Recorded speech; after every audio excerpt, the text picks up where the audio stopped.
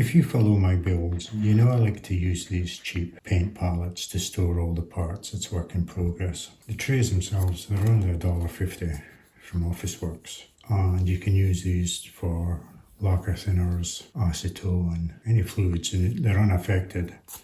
You can also write on them and then remove that when you're finished with lacquer thinners. That removes the writing for reuse. So they're very handy. The only problem is they take up a lot of space when you're working on a lot of parts at once. So the solution for that was to 3D print a stand for them. It's pretty straightforward, and I printed it on its back there.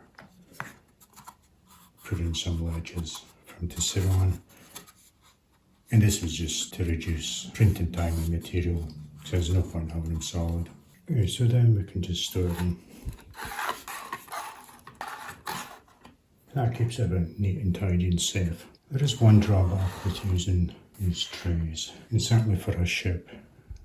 You always have lots of booms and yards and masts, and a bit insecure. Try and keep them managed, and you risk losing them. So the next logical step for that is to actually 3D print the trays themselves, and then you can use these for long parts. The outer dimensions are the same, and I've just put a bit of a loop on them all the way around. A couple of styles. I put a center divider down here, thinking I can use left, right, baluster or whatever. But you can make up any configuration you want.